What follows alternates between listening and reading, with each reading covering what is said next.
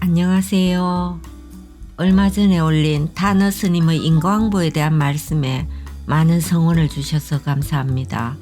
더불어 타너 대종사 연보 및 법어집 등을 만들어 후생들에게 귀감이 될 수 있도록 기록을 남겨주신 도서출판 교림의 서우담 대표님께 무한한 존경의 말씀을 드립니다.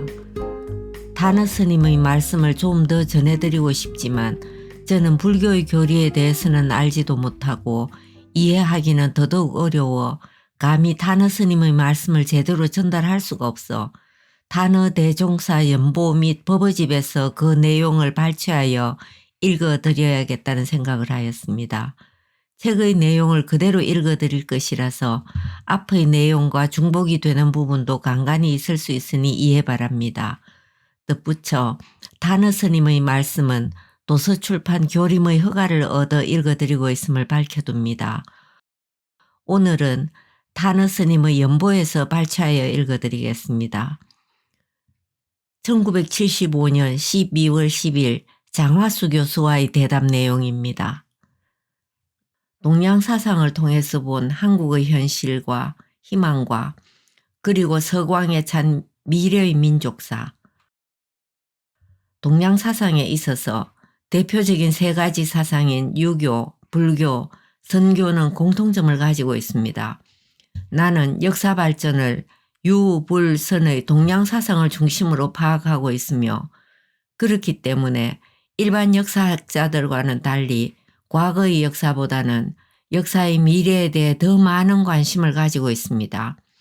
사학자들에 의해 정사로 밝혀진 대로 이야기하자면 동아시아의 문화 문명은 중국에서 발생해 한국으로 전파되었고 여기에서 다시 일본으로 전달되었다고 합니다. 일본이 제일 늦게 동양의 전통 문화권에 들어갔지만 현실적으로는 동양 문화의 세계성을 실현할 수 있는 기능을 가장 잘 발휘할 수 있는 처지에 있다고 할 수 있습니다. 그러나 미래의 역사에 관한 한 일본은 가장 불행한 나라임에 틀림없습니다. 왜냐하면 일본의 선조들이 저지른 죄악에 대한 미래의 업보가 분명히 작용할 것이기 때문입니다. 반면 우리 선조들은 두들겨 맞고만 살았지 남을 해칠 줄 모르고 동양의 전통적 가치관을 그대로 지키면서 살아왔다는 것은 우리나라의 장래를 밝게 만들어주는 중요한 관건이 된다고 할 수 있습니다. 이것이 동양사상의 근본 원리인 인과의 법칙이요 우주의 법칙이라 아니할 수 없습니다. 이것을 역학의 원리로 풀이해 보도록 합시다. 역학의 8궤로 놓고 볼 때 우리나라는 간방입니다. 역에서 가는 사람으로 치면 소남입니다. 이것을 다시 나무에 비유하면 열매입니다. 열매는 시종을 가지고 있습니다. 소남을 풀이하면 소년인데 소년은 시종을 가지고 있습니다. 왜냐하면 소년은 청산이면서 아버지의 결실이기 때문입니다. 소년이 다시 시작되어 아버지가 됩니다. 열매는 결실이 되기 전에 뿌리에 거름을 주어야 효과가 있고 열매가 일단 결실되면 자기를 시작시켜준 다시 말해 열매를 만들어준 뿌리와 가지의 말을 듣지 않습니다. 오히려 열매는 뿌리를 향하여 자기의 말을 들어야 한다고 주장합니다. 이것이 바로 간의 원리이며 소남의 해석이고 시종의 논리입니다. 역을 지리학상으로 전개할 때 우리나라는 간방에 해당되는데 지금 역의 진행 원리로 보아 이 간방의 위치에 간도수가 비치고 있다고 할 것입니다. 4.19 혁명이 청년 학도들의 권기로 이승만 정권을 타도했는데 이렇게 청년 학생의 힘으로 정권이 붕괴된 일은 세계사에서 그 유래를 찾아볼 수 없습니다. 뿐만 아니라 4.19 혁명 이후 세계 도처로 학생들의 봉기 현상이 유행처럼 번져나가 선진 제국에서 스튜던트 파워를 형성하기에 이르렀습니다. 간방에 간도수가 왔고 간방을 소남으로 푼다면 이 소남인 우리나라의 청년 학도들이 자유당 정권을 붕괴시킬 수 있었다는 것은 새로운 역사의 시작이라고 아니할 수 없습니다. 소남은 시종을 내포하고 있으므로 간방에 간도수가 접합됨으로써 어두운 역사는 끝나고 새로운 역사가 시작될 수밖에 없으며 또한 인류 역사의 시종이 다 같이 이 땅에서 이루어진다고 할 것입니다. 여기에서 인류 역사의 종결이라고 말함은 또한 새로운 인류 역사의 시작을 그 속에 포함하고 있는 것을 말하면 물론입니다. 이러한 현상으로 보더라도 이미 80년 전부터 하나의 결실 시대가 시작되었으며 역학의 원리는 오래전부터 이것을 증명해 주고 있습니다. 시종을 함께 포함한 간방의 소남인 우리나라에 이미 간도수가 와 있기 때문에 모든 세계의 문제가 우리나라를 초점으로 시작하고 종결할 것입니다. 우리나라의 남북 분단 문제와 통일 문제가 전체 인류적 차원에서 보면 아주 작은 문제 같지만 이 문제야말로 오늘날 국제정치의 가장 큰 쟁점으로 나타나고 있으며 이 한국 문제의 해결은 곧 세계 문제의 해결과 직결된다고 나는 보고 있습니다.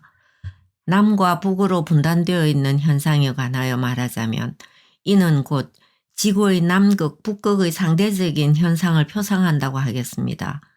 지구에는 남극과 북극은 있지만 서극과 동극은 없지 않습니까?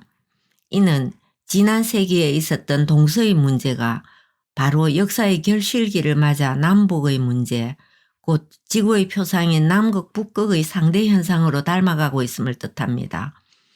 간방인 우리나라에 간방의 구실을 할 수 있는 간도수가 와서 소남인 청년 학도들의 역사적인 출발점이 열렸던 15년 전부터 세계의 전 세계적인 유산들이 서서히 청산되어 가고 있는 것을 우리는 알 수 있습니다. 이렇게 볼 때 우리나라는 서광과 밝은 미래를 약속받았다 할 것입니다. 물론 나는 우리나라가 가지고 있는 어려운 현실들, 남북분단, 경제적 후진성, 세대 간의 갈등, 가치관의 충돌 등 수많은 문제들이 있음을 부인하지 않습니다. 그러나 분명히 말하자면 5천년 동안 고난과 역경 속에서 살아온 우리 민족의 불행한 역사는 머지않아 종결될 것이고 희망과 서강에 찬 새로운 민족사가 전개될 것이라는 것을 확신합니다. 역학의 원리를 통해 보면 오늘날 우리나라가 당면하고 있는 여러 가지 어려운 문제들은 일시적이라 할 수 있습니다. 36년 동안 일본이 식민지 통치를 하면서 자기네 황궁을 우리 한반도로 옮기려고 궁터까지 마련하고 영구히 자기네 본토로 만들려고 우리 민족을 만주등지로 소개 이전시킬 계획까지 세웠던 사실만 보아도 미루어 짐작이 가고도 남음이 있습니다. 그러나 36년이라는 일시적인 식민지 시대는 뜻하지 않은 2차 대전의 결과로 끝이 났습니다. 그러면 이제 미국과 우리나라의 관계에 대해서 말해봅시다. 우리나라의 해방에 미국의 힘이 크게 작용했는데 이것은 일본의 진주만 공격, 미국의 2차 대전 참전 등 여러 각도에서 분석이 되겠지만 미국이 우리나라를 해방시킨 것은 우리만을 위해서 한 것은 아니지 않느냐라고 하는 것입니다. 미국이 일본을 항복시키고 대한민국의 독립을 도왔다는 것은 역학으로 풀이해보면 너무나 당연한 결과일 뿐더러 우주의 필연적인 원리이기도 합니다. 역학에서 소남과 소녀, 장남과 장녀, 중남과 중녀는 서로 음양이 딱 배합되게 되어 있습니다. 역학으로 풀면 미국은 태방이고 소녀입니다. 이 소녀는 소남인 우리나라와 가까워질 수밖에 없고 그렇기 때문에 해방 이후 정통적인 합법정부를 세운 우리나라가 미국을 제1의 우방으로 삼게 되어 있는 것입니다. 미국은 우리를 해방시켜 주었을 뿐만 아니라 우리의 건국을 도왔고 6.25 때에는 우리와 함께 대공전선에 피를 흘린 맹방이 되었으며 전후에는 수많은 원조를 아끼지 않았지만 그 도움 속에는 미국의 국가 이익이 포함되지 않았다고 볼 수 없습니다. 소녀인 미국은 부인으로 풀 수 있는데 이런 점에서 미국의 우리나라에 대한 도움은 마치 아내가 남편을 내조하는 것과 같아서 그 결과는 남편의 성공을 드러내게 되는 것입니다. 말이 좀 빗나갔지만 위에서 말한 우리의 남북 분단 문제도 일본의 한국에 대한 식민지 통치가 36년이라는 일시적인 현상으로 끝났듯이 일시적인 현상에 지나지 않다고 볼 수 있습니다. 그러나 인간이 아무리 노력을 경주해도 천륜의 법칙을 당할 수는 없습니다. 자연에 대한 인간의 도전이 아무리 강력해도 결코 모든 자연을 완전히 정복할 수 없다는 결론에 도달하고 있는 것이 오늘의 추세입니다. 그래서 서구의 몰락이라는 표현 등으로 그들 문명의 한계를 스스로 드러내고 있으며 동양 사상과 동양 문화에 대한 관심이 날로 높아가고 더욱이 그 필요성까지 역설하고 있습니다. 이 말은 통일을 위한 우리 자신의 모든 노력에 하늘의 섭리가 또한 필연적으로 작용해 줄 것이라는 것을 설명하는 것입니다. 역학으로 보면 중국은 진방이요 장남에 해당합니다. 장남이란 노총각을 말하는데 소녀인 미국과 장남인 중국은 후천의 원리에 의해 얼마 동안은 관계가 계속될 것이나 오랫동안 유지하지는 못할 것입니다. 한편 소련은 간방이고 중남인데 장남인 중국과 중남인 소련은 같은 양이기 때문에 서로 좋아할 수 없고 대립되기 마련입니다. 역학적 추리로 보면 중소전쟁의 발생 가능성은 상당히 높습니다. 이러한 원리는 소련과 베트남의 관계에서도 알아볼 수 있고 미국과 월남의 관계에서도 적용되었습니다. 월남 공산화 이후 월맹과 월남 모두 중공보다는 소련과 더 우호적인 관계를 유지하고 있는데 이는 월남이 중녀로서 중남인 소련과 음양이 잘 조화되기 때문입니다. 여기에서 미국과 월남전에 대해서 알아봅시다. 나는 15년 전 미국이 월남의 개입을 확대했을 때 미국은 월남에서 망신만 당하고 물러나게 될 것이라고 말한 적이 있습니다. 역학의 원리로 보면 미국의 월남전 개입은 실패할 수밖에 없습니다. 소녀인 미국과 중녀인 월남은 같은 음으로서 서로 조화될 수 없기 때문입니다. 또한 역학의 오행으로 보더라도 월남은 이방인 남쪽인데 이는 곧 화로품입니다. 반면 미국은 금인데 금이 불에 들어가면 녹을 수밖에 없지 않습니까? 이것을 역학에서는 화극금이라고 합니다. 이런 원리에 의해 나는 미국의 국력이 아무리 크더라도 월남에서 실패할 것이라고 말할 수 있었습니다. 우리나라는 간방으로서 지금 이 시점은 결실시대라고 위에서 말했는데 결실이 되려면 꽃잎이 져야 하고 꽃잎이 지려면 금풍이 불어야 합니다. 금풍이란 서방바람을 말하는데 이 바람은 곧 30년 전부터 우리나라에 불어오기 시작한 소위 미국 바람이라 하겠습니다. 이렇게 금풍인 미국 바람이 불어 꽃잎이 떨어지고 열매가 맺는 가을철, 다시 말해 결실시대를 맞이한 것입니다. 이것은 우리나라가 미국의 도움으로 인류사의 열매를 맺고 새로운 세계사의 시작을 열 것임을 의미한다고 볼 수 있습니다. 그렇다고 해서 역학의 원리에만 매달려서는 안 됩니다. 우리 스스로 더 많은 노력을 기울일 뿐만 아니라 정신무장을 더욱더 강화해야 할 필요가 있습니다. 정력의 원리로 보면 간도수가 이미 와 있기 때문에 후천도수는 곧 시작이 됩니다. 모든 역학의 원리가 그렇듯이 후천도수가 오는 것도 인간의 눈으로 확인할 수 있는 것이 아닙니다. 이미 오래전부터 간도수가 시작되었고 후천의 세계가 눈앞에 와 있는데도 사람들은 이를 알지 못함이 후천의 세계에서 발생될 몇 가지 현상을 알아보면 다음과 같습니다. 첫째, 지금은 중국 영토로 되어 있는 만주와 요동반도 일부가 우리 영토로 속하게 될 것이고 둘째로는 일본 영토의 3분의 2가량이 바다로 침몰할 것입니다. 일본은 손방인데 손은 주역에서 입야로 풉니다. 이 입자는 일본의 침몰을 의미합니다. 교수의 질문입니다.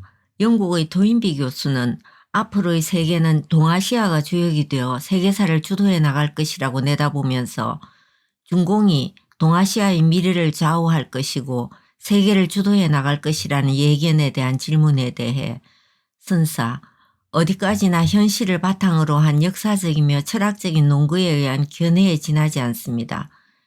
토인비 교수의 견해는 현실적으로 보면 정당한 것으로 받아들일 수 있지만 현실을 초월하여 우주의 섭리를 파악하려고 공부하고 있는 나와는 견해 차이가 많습니다. 미래를 보는 눈은 토인비 교수와 같이 역사적, 철학적, 논리적으로 현실을 분석하고 수학적, 지리적 현실을 분석했어도 가능합니다. 그렇기 때문에 그의 견해가 역사적 현실로 보면 틀린 것이 아니지만 역학을 근거로 하여 미래를 보는 눈은 그보다 훨씬 포괄적이며 나아가서 인류 사회의 미래를 우주적인 차원에서 볼 수 있다는 큰 장점을 가지고 있습니다. 얼마 전에 불란서 예언가 노스트라다무스의 예언이 책으로 나와 세계적인 센세이션을 일으킨 일이 있습니다. 380년 전에 만들어진 그 예언은 과거사에 있어 98%의 적중률을 보였는데 그 예언에 따르면 지구는 파멸적인 전쟁, 지진, 그리고 홍수로서 1999년 7월에 멸망할 것이라고 합니다. 이런 최후의 심판에 대한 이야기는 처음 있는 것이 아닙니다. 기독교의 말세로는 2000년 전부터 있어 왔습니다. 그러나 이러한 미래에 대한 예언을 서양 종교에서 그 기원을 찾아볼 수도 있겠지만 동양에서는 이미 6000년 전에 복희팔계로 천의 이치를 밝혔고 3000년 전에 문왕팔계로 지상생활에서의 인간절의의 이치를 밝혀 오늘에 이르고 있으며 80년 전에 미래역으로 밝혀진 정력의 이치는 후천으로 자연계와 인간의 앞날을 소상히 예견해주고 있습니다. 서양 종교의 예언은 인류 종말을 말해주고 주재림으로 이어지지만 정력의 원리는 후천 세계의 자연계가 어떻게 운영될 것인가, 인류는 어떻게 심판받고 부조리 없는 세계에서 얼마만한 땅에 어느 만큼의 인류가 살 것인가를 풀어주고 있습니다. 역에는 셋이 있으니 첫째는 천역이라 하고 둘째는 주역이라 하며 셋째는 인역이라 합니다. 작년에 미국의 어떤 과학자는 25년 내에 북빙하가 완전히 녹을 것이라고 이야기한 적도 있습니다. 성경에 보면 말세의 세계는 불로서 심판을 받을 것이라고 되어 있고 그때는 아기 가진 여자가 위험하니 집 밖에 나가 있으라고 씌어 있습니다. 이는 곧 지진에 의하여 집이 무너진다는 말이라고 할 수 있습니다.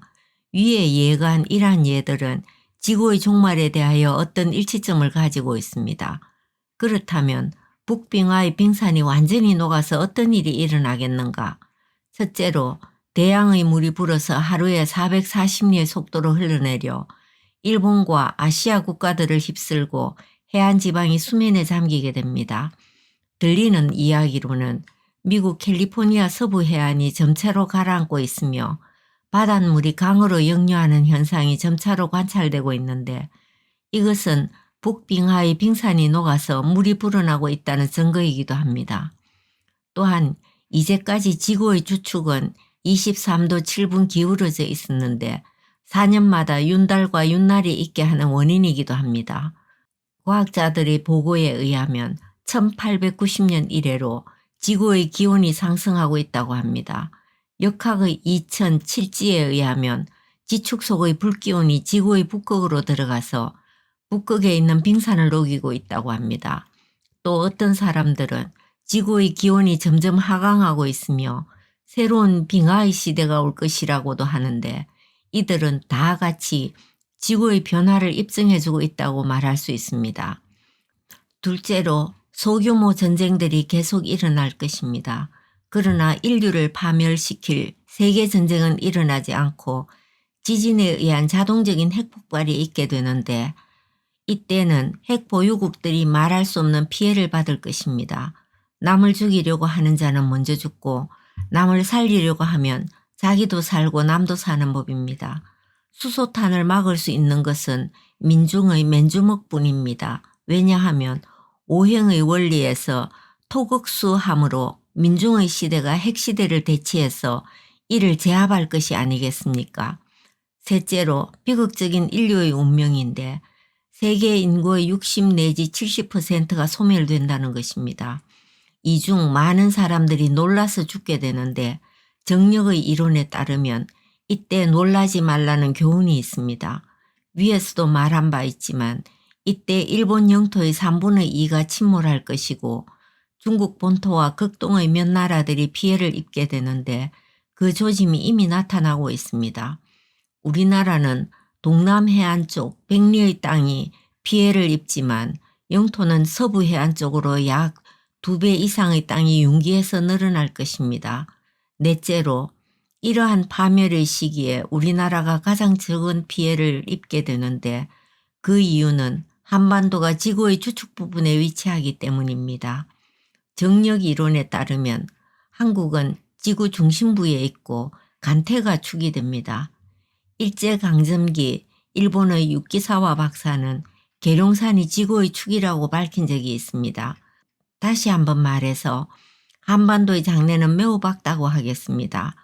과거 우리 민족은 수많은 외국의 침략과 압제 속에서 살아왔으며 역사적으로 빈곤과 역경 속에 살아왔습니다. 그러나 여기에서 분명히 말하지만 우리는 이 정력시대에 태어났음을 감사해야 합니다.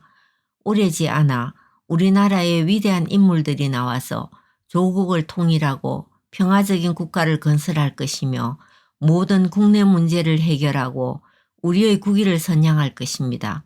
중소전쟁과 중국 본토의 균열로 인해 만주와 요동 일부가 우리 영토에 포함되고 일본은 독립을 유지하기엔 너무 작은 영토밖에 남지 않아 한국의 영향권 내에 들어오게 되며 한미 간의 관계는 더욱 밀접하게 될 것입니다. 그렇다고 해서 이 시기를 세계의 멸망기라고 할 수는 없습니다. 오히려 지구의 멸망이 아니고 성숙기입니다. 결국 복희씨의 팔괘는 천도를 밝혔고 문왕 팔괘는 인도를 밝혔으며 정력 팔괘는 지도를 밝힌 셈이 됩니다. 이 정력 팔괘는 후천 팔괘로서 미래역입니다. 이에 따르면 지구의 멸망이 아니라 지구는 새로운 성숙기를 맞이하게 되며 이는 곧 사춘기의 처녀가 초조를 맞이하는 것과 같다고 할 것입니다. 앞으로 20년을 전후해 북빙하가 높고 23도 7분가량 되는 기울어진 지축이 바로 서고 땅속의 불에 의해 북극의 얼음물이 녹는 심판이 있게 되는 현상은 지구가 마치 초조 이후의 처녀처럼 성숙해 간다는 것을 의미합니다. 여기에 한 가지 덧붙여 말하자면 이때 지구 표면에 일대 변화가 온다는 것입니다. 지금 지구 표면은 물이 4분의 3이고 육지가 4분의 1밖에 안 되지만 이 같은 변화를 거치며 바다가 4분의 1이 되고 육지가 4분의 3으로 바뀝니다. 인구의 60, 70%가 소멸되고 육지의 면적이 3배로 늘어나는데 어찌 세계의 평화가 오지 않겠습니까? 주역에서 가는 덕이라고 하며 지하로 풉니다. 이는 곧 우리나라가 도덕적으로 제일 가는 나라이며 그치는 방향에 있음을 말합니다. 그치는 방향이란 곧 세계적인 지진이 있어도 이곳에서 그친다는 것을 말합니다. 위대한 인물이 나온다고 하여도 그 과정에서 우리는 인재의 부족을 심각하게 느끼게 됩니다. 인재가 부족하다는 뜻은 학사, 석사, 박사가 없다는 것이 아니고 또한 전문적인 인재가 없다는 것이 아니라 도의적인 인재가 없다는 말입니다. 도의적인 인물이란 정치가나 경제인이나 종교인이나 사회적인 인물 등이 인간 양심에 따라 행동함을 말하는데 이제 우리는 미래의 문제를 걱정하기에 앞서 어떻게 하면 도덕적인 인격을 함양하여 도덕적 인간이 되느냐 하는 걱정을 더 필요로 하는 시점에 다가왔습니다. 감사합니다. 이제까지 단어 대종사 연보에서 발췌하여 읽어드렸습니다. 다음 시간에 후천의 세계에 이어서 읽어드리겠습니다. 구독 꾹 눌러주시고 좋아요는 엄지척 부탁합니다. 건강하고 행복한 날 되세요.